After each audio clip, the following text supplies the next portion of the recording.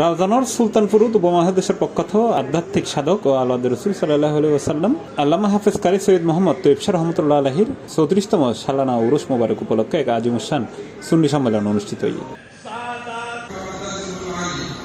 শনিবার জুনের 20 তারিখ রাউজান উপজেলা পরিষদ অডিটোরিয়ামত গাউছিয়া কমিটি বাংলাদেশ সুলতানপুর উত্তর শাখার উদ্যোগে এবং আওতাধীন ইউনিটি নূর সার্বিক সহযোগিতায় খতমে কোরআন, খতমে গাউছিয়া আলিয়া, দাওয়াতে খায়ের, মিলাদ মাহফিল সহ নানান কর্মসূচির মধ্য দিয়ে এই সুন্নি সম্মেলন অনুষ্ঠিত হয়। যেটা প্রধান অতিথি হিসেবে উপস্থিত ছিল আহলুস সুন্নাত ওয়াল জামাত বাংলাদেশের চেয়ারম্যান আল্লামা কাজী মোহাম্মদ মঈনুদ্দিন আশরাফি। এটা প্রধান বক্তা ছিল আহলুস সুন্নাত ওয়াল জামাত বাংলাদেশের নির্বাহী চেয়ারম্যান আল্লামা আবুল কাশেম নূরি।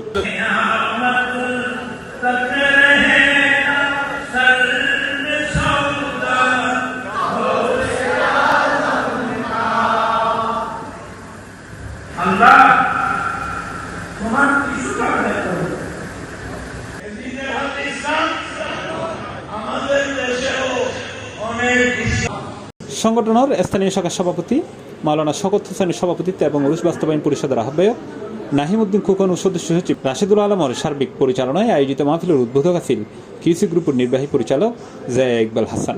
বিশেষ আলোচক আছেন মাওলানা সাইফুল ইসলাম নেজামি। আমাদের সকলের বর্তমান সংসদ জননেতা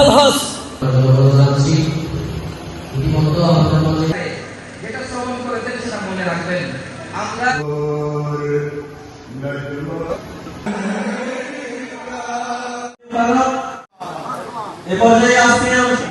এছাড়াও এটা বিশেষ অতিথি হিসেবে উপস্থিত আছেন গাউছিয়া কমিটি বাংলাদেশ সুলতানপুর শাখার সাবেক সভাপতি আব্দুল্লাহ হিল কাফি, ডাবুয়া তারাচরণ শ্যামাচরণ উচ্চ বিদ্যালয়ের সভাপতি কামাল মিয়া সহ আরো বোধকে। আল্লাহ আমাদের মেহেরবান মা বাপ। C+ TV Chittagong.